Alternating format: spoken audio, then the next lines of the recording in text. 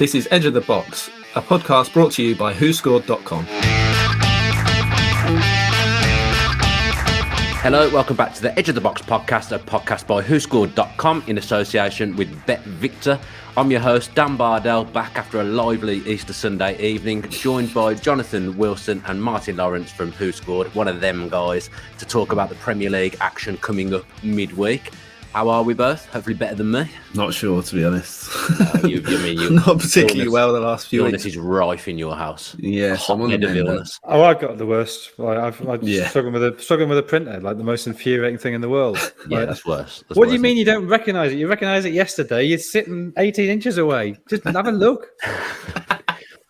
That is the biggest problem that anyone has in the world at the moment. Jonathan's printer not working. Martin, let's start then. A Premier League team of the weekend. Obviously, we didn't do a show looking at the games at the weekend, but we are going to look back at them now. What's the team? Mm-hmm. Yeah, so it's probably not a surprising goal. Fraser Forster in goal. Made 6 saves en route to that clean sheet against Arsenal. The save against Saka when he was coming back across his goal. Outstanding. Alex McCarthy's actually come back to fitness now, but he'll do well to get his way back into the team, especially after that game. The right back is actually a centre back, but he did play right back. Christopher Ayer of Brentford got an assist for that first goal in their 2-1 win over Watford. Completed all 3 of his tackles in that game. Another goal-scoring centre back in Jan Bednarek. He was obviously the match winner against Arsenal. He also made 5 interceptions. He's now the top scoring centre back in the Premier League with 4. He's joined by another goal-scoring centre back in Pontus Jansson. He got the match winner in that Watford game. And the left back is Matty Targett, really enjoying himself at Newcastle. He's had quite the turnaround with Villa dropping off. Newcastle picking up massively since he signed. Completed all 4 of his tackles, won all 3 of his aerial duels, 4 interceptions. He's had a real sort of stabilising impact on their defence. Across the midfield, we've got Alanga on the right. His first ever assist. Ronaldo, very kind of him to invite him to see you with him at the weekend. He also made 4 tackles, and obviously we'll come on to it later. Ranić was quite upset about Manchester United's lack of defending, but Alanga certainly played his part. In midfield, Bruno Guimaraes, match-winning brace for him, of course, including that last gasp winner. 4 shots, all on target, 3 dribbles, 4 tackles. He's really the sort of all-round midfielder that they expected to be signing, and now he looks a class apart, really. And another January signing in midfield, Christian Eriksen, who, to my mind, he's surprised me. Obviously, it's a great story that he's come back and done so well, but to return to form so quickly, I've been really impressed. Obviously, got the assist for the winner, 3 shots, 3 key passes in that win over Watford. On the left, it's actually Jadon Sancho, completed 4 dribbles, 3 shots, 3 key passes in the win over Norwich. Timo Pukki is up front. He got a goal and assist, 4 shots, 100% pass accuracy in that game as well. He was a real handful for Man United. And completing the team, unsurprisingly, Cristiano Ronaldo with his hat-trick, courtesy of Tim Krul's chocolate wrists. 8 shots in that game. But yeah, another hat-trick for Ronaldo. So he is the top-rated player in the team of the week this week. Jonathan, thoughts on that team? Anything you'd like to explore? Do goals against Norwich really count? do goals against Manchester United really count? Yeah, I was going to say. Yeah, there's quite a lot of Man United and Norwich players in that game, in that team, from a pretty poor game. But yeah, it was good for my fantasy football team. You'll be pleased to know, Jonathan. Delighted. Ronaldo, captain, hat trick, just what you want to see. Fraser Forster's an interesting one. I was finding him a bizarre goalkeeper. Because when I watch him, he looks quite awkward and he lets in things that I always think he should save. But then he did pull off some great saves at the weekend. England's Fraser Forster, because he was in the last squad, wasn't he? The goalkeeping situation for England after Pickford, and I think Pickford has done enough this season to sort of cement his position. I think those wobbles we saw last season haven't really been there this season. I mean, he could end up getting relegated with 2 teams who've won 15 league titles between them. Having gone down with Sunderland. But yeah, I think Pickford is sort of nailed on to be number 1 at the World Cup, barring some catastrophic drop-off in form in the autumn. But behind him, I don't think it's obvious at all. Ramsdale. Well, yeah, but Ramsdale, I think, looked a little. I mean, the thing with Ramsdale is he's the nearest like-for-like replacement for Pickford. Clearly, Pickford's distribution is one of the things that gives him the edge. But Ramsdale has, after a great start of the season, he has dropped off a bit. Pope obviously had a great game yesterday. Forster's playing well. So there are options there. Butland, he sort of seems to be coming back after a slightly rocky spell. So, Dean Henderson needs a move, doesn't he? Well, he's just not playing, is he? That's the problem. Yeah. And he's sort of been scuppered by United being rubbish in the cups. So he's not even getting that exposure. But they've gone out of the cups so early, both of them, that he's sort of been forgotten about. I mean, I literally did forget about him there. He wasn't. I thought you might have. Well, let's talk about Johnston as well. Sam Johnson. Needs a move as well. Another one needs a move. He's on a free, isn't he? At the end of the season, Yeah, he will be. See where he goes. I think he'll go somewhere and be back up. I reckon a number 2 goalkeeper to a top team. I don't know where though. I couldn't tell you where he's going to go.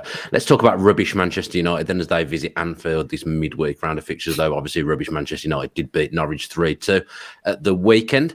Let's start with Liverpool, the Paul Ince derby, of course. This Mo Salah, Jonathan, a little bit. It feels like quite a heavy drop off now. It feels like it's been a while since I've seen him have a good game. It feels like a while since he scored, particularly from open play. At one point, you just said games, he wasn't. Is it 12 appearances? Sorry, 12 appearances without a goal. Yeah, bloody hell. Yeah, I didn't realise from open play. I didn't realise it was that high. He's got a penalty in that time. Yeah, that's but that is a drop off. Yeah, he's only scored 2 from open play since he came back from a Cup of Nations, where I don't think it was really his fault of the Cup of Nations. I think the way Egypt played under Kieros was pretty miserable. He ended up sort of wandering around up front by himself, not getting any service, not getting any support, nobody running beyond him, nobody creating space for him. He's also had the World Cup playoff defeat to Senegal, so he's had those 2 disappointments as well. But yeah, I think having the start of the season, I would sort of think this is as good as I've ever seen him. And there has been a regression since, and I wonder whether he'd even start this game. I mean, Liverpool have options now, and maybe it makes sense to give him a bit of a break and use some of those other options. Is his drop off catastrophic enough to stop him from winning the Player of the Year, Martin? Well, he's still our top-rated player, but the gap has sort of narrowed substantially. So before he went off to AFCON, his rating was 7.82. He was 0.19 clear of Trent at the time. But 0.47 clear of Cancelo and 0.62 clear of De Bruyne. I think those are the 3 players that could potentially challenge him, in my mind at least. That gap's now down to 0.08 to Trent, 0.19 to De Bruyne. So that gap in particular has really closed. And I think De Bruyne is the sort of second favourite with the bookies to win the awards. Certainly if Man City go on to win the league. And like Jonathan says, only 2 goals from open play in 2022 in the Premier League. That's the same as Alex Oxlade-Chamberlain. Not great. His last 3 goals have all been penalties. But his stats haven't really dropped off. Like his sort of underlying stats haven't dropped off a huge amount. It's actually, and maybe quite worryingly, actually averaging more shots per 90 since he came back from AFCON than he did before. But his finishing's just gone to pot. So his conversion rate's dropped from 23.2 to just 8.9% in that time. And his ratings dropped from 7.80 to 7.12 post AFCON. So it is a very big drop off. I think if Liverpool win the league, I do think he still gets it just because of those goals and assists that he's racked up. But if it goes to Man City, then it'll be a close one, I think. His drop-off hasn't been big enough, though, to affect Liverpool, Jonathan. They're absolutely ruthless at the moment. They're the ones that feel like they've really got the momentum. I mean, yes. I don't think they've been that great, actually, since the international break. Yeah, I don't think either game against Benfica, they were at their best. I think a bit sloppy, both of those. I mean, comfortably the better side, but a bit sloppy in those 2 games. Against City, the first half, they were in the league game, they were definitely second best and came back into it second half. But Guardiola said as well, didn't he, that he ended up feeling that was a missed opportunity for City. They're definitely the better side on Sunday on Saturday in the Cup semi, but City made a lot of changes and they'd come through 2 games against Atletico. Liverpool had been able to rotate players in second leg against Benfica, so it wasn't yeah, I don't want to say it wasn't a fair contest. That's not right either. But there were reasons why City weren't quite at the level that they ought to be. So I don't know. I think they were looking better before the international break. But they've 2 wins, 2 draws. One of those draws in the second leg of a tie they won, and the other draw away at City. The results have been fine, but I don't think performances have been that great. I mean, just on this point of Salah and Player of the Year, it partly depends which Player of the Year you're talking about, because the PFA, the voting is done really early. In fact, the voting may already have been done. PFA, so the drop-off might not matter there. The Football Writers, I think that's quite early this year. I think the awards are about a month from now. So we may not even know who's won the league. It shouldn't matter, to be honest, who's won the league. It's not about who's won the league. It's about who's been the best player. So, I'm not sure who wins the league will actually affect it, just because we might not know when the voting's done. Interesting. I'm putting more money on Trent. I think Trent deserves it. Well, I think he's been the best Liverpool player this season, Alexander. Agreed. Yeah. I mean, he maybe hasn't reached the absolute highs that Salah has, but I think in terms of consistency, I'd say, he's been the best. Yeah, and talking of consistency, Manchester United are quite consistent in their bizarreness, and Ralph Rangnick has said that they're the only team in the league that concede due to a lack of effort and aggression in their defending. Martin, what did you make of those comments? I think he's just calling it as it is. That sort of position that he's in is just enabling him to be completely honest. And what he sees is a lack of effort under his tenure. And he feels that there's a sort of personal issue there, so like the players haven't really taken to him, but it does bear out in the stats.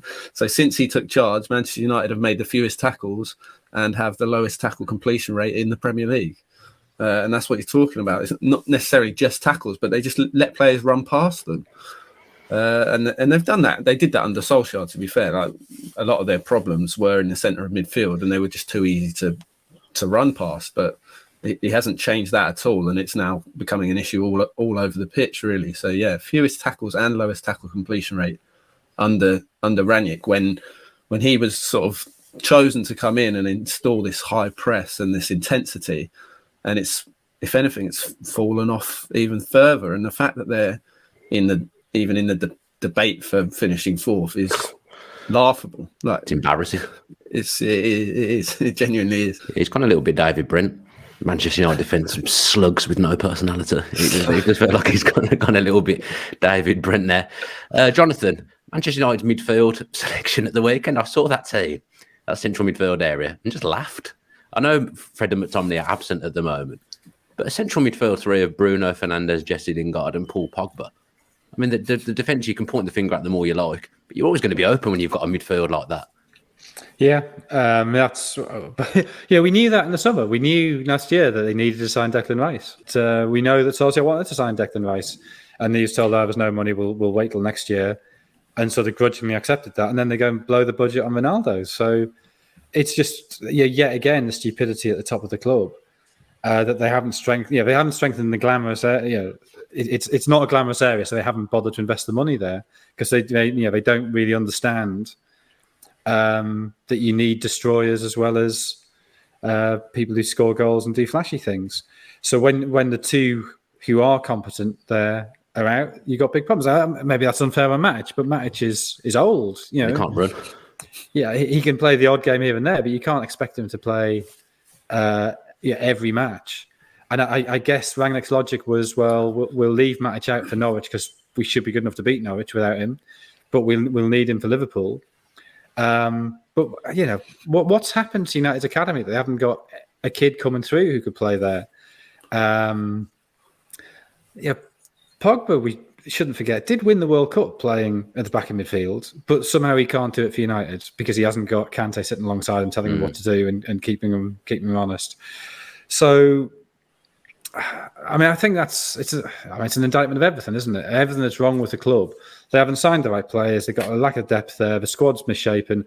And then Pogba can't be bothered to do it. He clearly does know how to do it. He can do it. He might not want to do it regularly, but surely he could do it in extremis when the other two players he could play there are out. But seems incapable of doing that. Yeah, you should be able to do it against Norwich as well if you're going to do it against anyone. I mean, they did okay, didn't they? But they are a poor side. Let's be completely honest about it. Martin, well, they let in 2, and Rashica nearly made it 3. Yeah, that's not okay against Norwich. That's unacceptable against Norwich. Yeah, I think the point about having someone in the academy is really pertinent as well. You put someone in who is going to run for their life, basically, and that's what you had with Scott McTominay when he was first brought in. He wasn't highlighted as a star of the future at Manchester United in the academy, and he just came in and he just worked. And Mourinho loved him just because he did what he was told, and they needed that at the time. And maybe that's what they need now. Like, I don't see a world in which this game, unless they go to a back 5 and try and just make it as respectable as possible, I don't see a world in this game where they don't get absolutely battered. Personally. Yeah, I mean they've already been battered once by Liverpool this season as well, and that was at relative strength. You know, they're not at strength at all at the moment. They've got Garner, haven't they, on loan at Forest, who perhaps could have done a job at the back of midfield, but obviously he's on loan, so he's not going to play there. So it's pointless me discussing that. We've got a bet builder for this game, Martin. We do, and it looks quite juicy to me. Like I said, I don't see a world in which Liverpool don't win this quite comfortably. So the first leg that we've got is Liverpool to score 3 or more goals.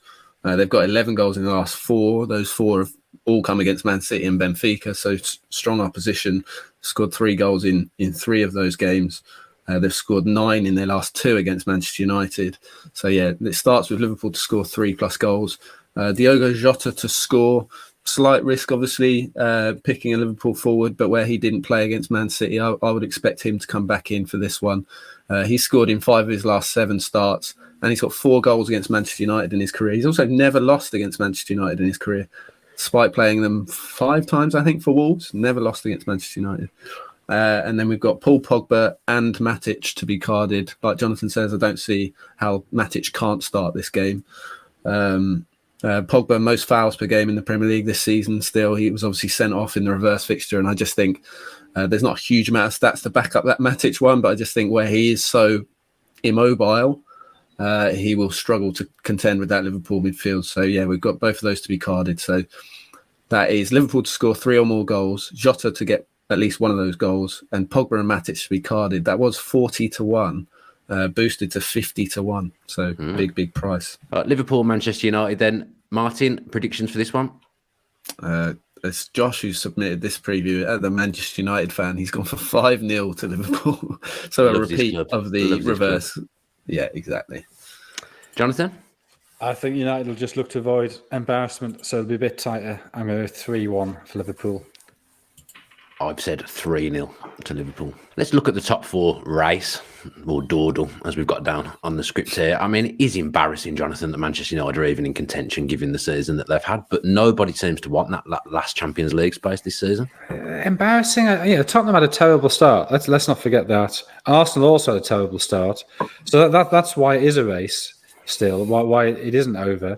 But it's more than being embarrassing. It's just an indictment of modern football that even when these teams have either started really badly or are playing really badly on a consistent basis, they're still, one of them is going to finish in top 4 because the advantages they have are such that other teams can't close that gap. Maybe West Ham, if they hadn't had the Europa League, would have been able to, but I don't blame West Ham at all for focusing on the Europa League. I think that's the right thing to do, to try and win the competition, to sort of go deep in a competition that's different from the norm that their fans have really embraced and that they seem really to be enjoying. So, I mean, Tottenham obviously have a 3-point advantage. Arsenal have a game in hand. Tottenham also have an advantage. Their goal difference is much better. It's 10 better than either United or Arsenal. And I think Tottenham probably have the easiest run-in. That United, after Liverpool, they've still got to go away to Arsenal, and they've got Chelsea at home. Arsenal play Chelsea away midweek, then United, and they've got to go to Tottenham. Whereas Tottenham, apart from the Arsenal game, there's no really big side. And also they finish off Burnley Norwich, which is probably about as gentle as you're going to get, albeit Burnley may still be battling to survive by then. Having said that, Brentford away is their next game. At the minute, doesn't look as easy as it might have done 2 or 3 weeks ago. But I still think Tottenham have probably got the preferable fixtures. The fact they have that advantage of goal difference, and I also think that defeat to Brighton on Saturday, it it felt like a blip. The way Tottenham have been playing recently. I suppose you're going to tell me that they were lucky against Villa. Very fortunate, Jonathan. Very fortunate indeed. I know it was 4-0, but there's a level of truth to that. But still, I sort of feel Tottenham's curve is upwards, whereas the other two are not. And of course, Arsenal do have the William Gallas derby this week away at Chelsea. Tough game. Chelsea seem to have picked up a little bit, in my opinion, Martin. They're starting to look like themselves a little bit more now. What's gone wrong for Arsenal? Is it squad depth? The injuries have really seemed to have come at a bad time for them. And is it just a lack of squad depth that's caught up with them, or is there something more sinister going on? In my opinion, it's those injuries, and it's come at a really bad time. Like Jonathan says, Chelsea, Man U, they've got West Ham after that as well, away from home, then Leeds, then Tottenham. So I think they're in real trouble. And we did look into the ratings of the teams that each team has left to play in that race, and it is Tottenham that have the easiest run in according to our ratings. Manchester United with the hardest, but yeah, Arsenal's is not straightforward, even though they've got that game in hand. And if you just look at the players that have come in for the 4 players that were missing, so they're without Tomiyasu, Tierney, Partey, and Lacazette at the weekend. The replacements are Cedric, Tavares, Lokonga, and Nketiah. And that starting lineup is not great. Like when you look at it, and I do think it's just Arsenal probably still just punching above their weight. To be honest, in terms of their squad depth, it's just not there. Their starting 11's decent, and obviously they've got really good young players that set them up for a promising future. But they need a big transfer window, in my opinion. They need to sign 4 or 5 very solid. At least a couple of players to go into the starting 11, and then another 3 or 4 that improve the squad, because the squad just isn't there. And I think to my mind, I have a weird thing where I think I look at a lot of the time. I look at tables and I sort it by goal difference to sort out which teams are actually the strongest. And Jonathan alluded to it there. Tottenham's goal difference is a lot stronger than Manchester United's and Arsenal's and West Ham's. And I just think they're that sort of level above, just because they've got that front 3. And Arsenal at the moment don't even have a striker who can score goals. Yeah, so they've had 74 shots across their last 5 games. They've scored once. So that's a problem. Someone else you can't really dress up at the moment is Romelu Lukaku, Jonathan. Flop of the season? If it's not him, who would it be? I don't think it's the worst signing of the season. I think that's Ronaldo. But Ronaldo scoring, though. Lukaku's doing absolutely nothing and cost us what he's done to the team, though, isn't it? Exactly. It's what he's done to the club. That he's completely destroyed the club. He's got however many goals he's got, but so what? What have they done with them? They've done nothing with them. It's helped them avoid embarrassment occasionally. I mean, well done. So Lukaku, his stats are obviously going to be worse than Ronaldo's, but I still think there's a possibility that Lukaku could come good. I mean, there's a possibility. I don't think it's likely, but it's not totally impossible. At least he's got resale value. And at least he hasn't financially crippled you and stopped you getting Antonio Conte and stopped you getting Declan Rice. On the Ronaldo front, I don't think he's been the biggest flop of the season, but if you're talking about worst signings, I think he's definitely up there. We did look at the biggest sort of rating decrease from last season in our ratings. Jadon Sancho is actually top for us. Lukaku is second, and then it's Rashford, who would probably be up there as my flop of the season. I would probably say Rashford or Maguire as the flop of the season, just for how bad they've actually been. But these things are all related, right? Rashford playing badly, Maguire playing badly, exactly. Sancho struggling to settle, Ronaldo arriving at the club. Yeah, there is a relationship there. But yeah, in the top 6 or the bottom 6 or whatever you want to call it of the biggest drop-offs, Sancho, Lukaku, Ronaldo, and Grealish are all in the bottom 6, and those were the 4 big signings this summer, and none of them have paid off to now. At least big signings don't work. Look at the 25 most expensive signings in history. There's about 2 of them you can say were successes. Yeah, I think Sancho and Grealish, obviously, I think they've got time to turn it around. I struggle to see a way back for Lukaku, especially with Havertz and Werner actually now looking pretty useful alongside each other. Lukaku obviously came on a big miss in the cup semi-final as well. I just not sure I can see a way back. Well, the way back would be if Tuchel left. Yeah, it's very hard to see a way back under Tuchel. Basically, and I mean, we just don't know what's going to happen with the new owners and whether they'll want to work with Tuchel or Tuchel will want to work with them. Mm-hmm. And if I was United, I think I'd have Tuchel above Ten Hag in my my shortlist. Yeah, 100%. Probably too late for that now, isn't it? It's looking like Ten Hag is going to Manchester. Well, he's agreed, isn't it? He's going there. But I see what you're saying. You could have held on and waited to see what happens with Tuchel, because he'd be a huge loss for Chelsea. Fantastic. Well, the only thing I'd say about that, I mean, it hasn't formally been announced, has it? Ten Hag. And he definitely has 2 offers from Germany. And I just wonder whether his demands over control will be acceptable to the Glazers. Who knows? In Manchester United, they'll probably just agree to it and then do the complete opposite of what they say anyway. That seems to be the way. Is that Manchester United have not come off well in this podcast? We've got on Lukaku. Sorry, I did have a few stats. He's got the same number of goals this season from more minutes. Obviously, he's not played a lot of minutes, but he's played more minutes than Ademola Lookman, Cucho Hernandez, and Johan Visser, and they've all scored the same number of goals as Lukaku from less minutes. Tyler, I think even it's just he's not even before he dropped out of the side, just wasn't really having that many chances. He just wasn't linking with the rest of the team. Tyler Roberts has had more shots from fewer minutes. Stuart Armstrong's had more shots from fewer minutes. Jay Rodriguez has had more shots from fewer minutes. So yeah, it has not worked at all, and it's partly system, partly player, partly obviously the sort of internal dynamics, the relationship between him and Tuchel is just broken down. But yeah, it's not backfired because they've done fine, but it hasn't panned out how they expected at all, for sure. He did, of course, get 3 goals in 2 games against Aston Villa Football Club, though. Of course, you've always got that. As you will know, Martin. Prop you up, yeah. Yeah, lovely. Only good games he's had all season were against Villa. Combined 11, then. How many from Arsenal make that combined 11? The WhoScored lineup, there are 3. We do have a relatively unprecedented situation where Aaron Ramsdale and Edouard Mendy have an identical rating. What happens there? How do we separate? We've given it to Ramsdale because he played one more game. Basically, I couldn't really judge it any other way. We've got a 3-4-3. The back 3 is all Chelsea: Christensen, Silva, Rudiger. The midfield 4 is all Chelsea: Reece James, Kovacic, Mount, Alonso, and then we have Saka and Smith Rowe either side of Kai Havertz. If I'm playing a back, the only Arsenal player who gets in is if I played a 4-2-3-1, I'd probably have Saka in the 3. Otherwise, it's all Chelsea. So, Jonathan, what's your prediction for this one? 2-0 Chelsea. 2-0 to Chelsea. Martin? 2-1 to Chelsea. I'm going to go 2-0 to Chelsea as well. Right then, the worst sacking of all time, Jonathan, in my opinion. Sean Dyche getting the boot towards the back end of the season. It has got panned, that sacking, and I think rightly so. Is there any world in which this is a good decision from Burnley?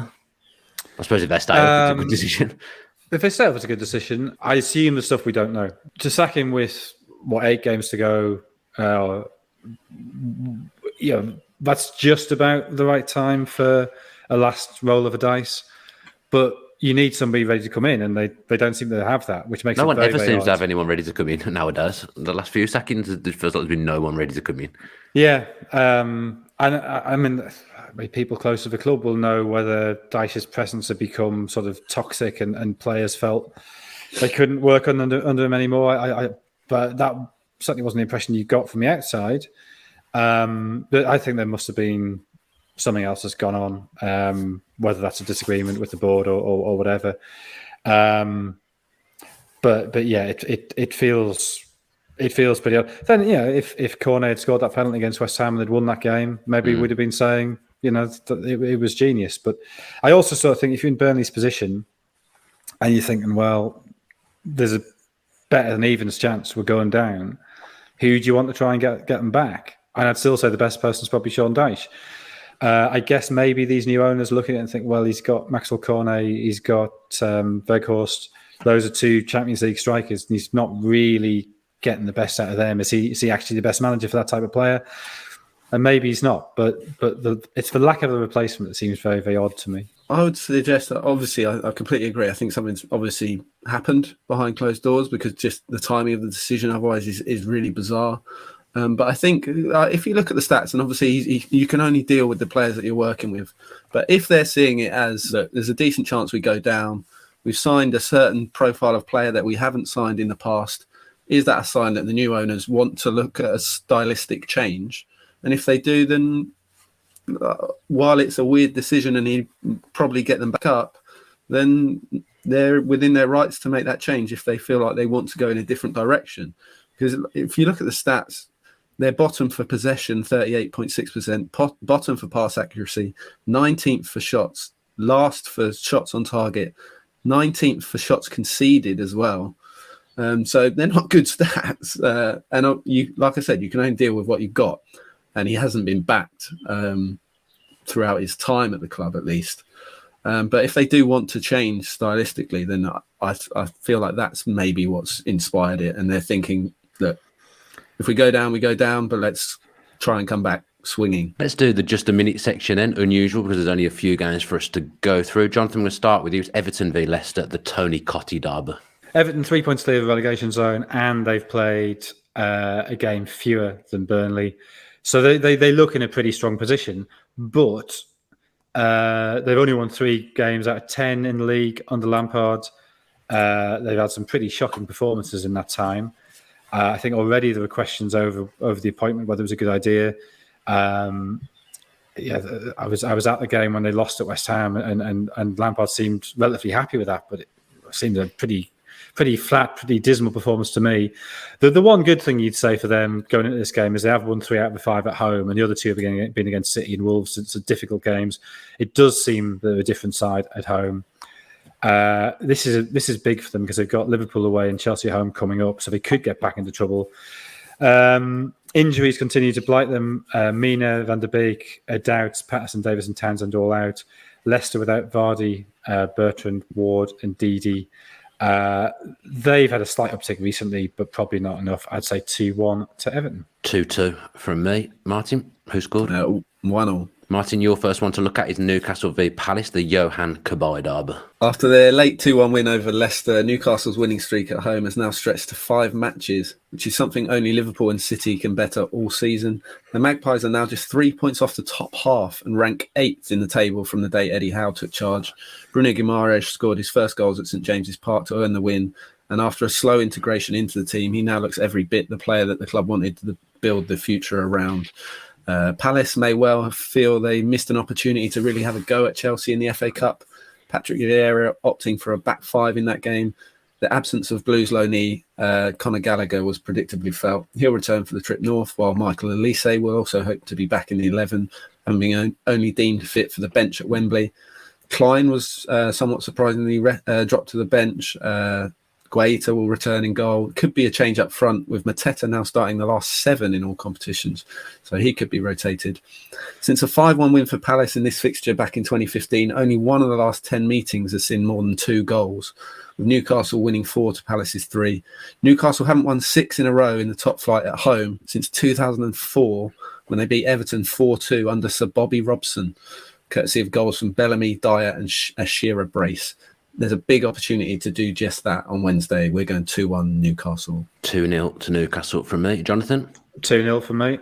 2-0 as well. Don't take liberties, Martin, because we've got less games to go over. It's still just a minute. Just so it did feel like a long one, but I did like. That was well over. I did like the Bobby Robson sort of hark back to that. Sort of, right. I needed to include it. Okay. Right, Manchester City v Brighton. Jonathan, I've not got a derby for that at all. City haven't won in 3, which seems weird because they're playing very well at the moment. I think that stat is slightly misleading, given that 2 of those games have been against Liverpool and one of them the second leg against Atletico, when they were probably more than happy with that 0-0 draw. As a result of that, they only won 3 of the last 7, they won 6 of the last 11, but I don't think there's anything particularly alarming in those stats. Brighton's form's improved a lot recently, taking 7 points from the last 3 games, although that does include a 0-0 draw against Norwich. And that comes after a run of 6 defeats. Their issue, as ever, is scoring goals, as in that 0-0 against Norwich. That was part of a run of 7 games in which he only scored once. Trossard has scored in each of the last 2 games. That's clearly important. And Mwepu has also scored. And I think his link up with Basuma in the field looks really important. And maybe their physicality couldn't settle City a bit.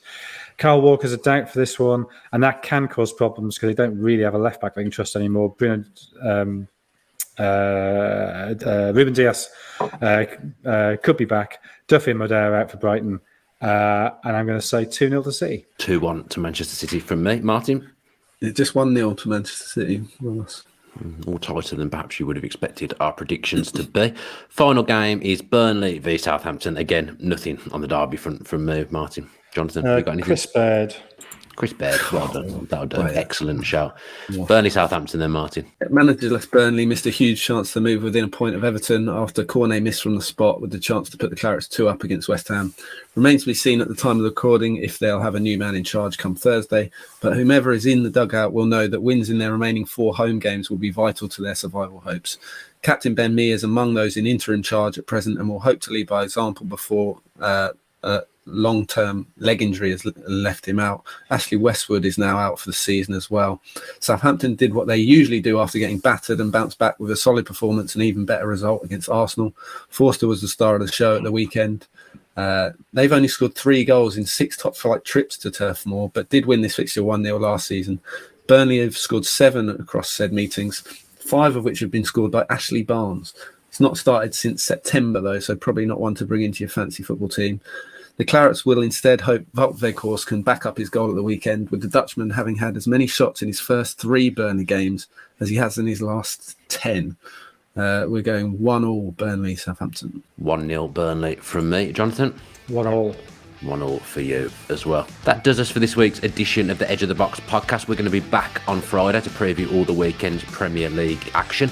Don't forget to subscribe to the channel with your post notifications on. Let's get them subscriber numbers up. Enjoy your week, enjoy all the football, and as ever, please stay safe.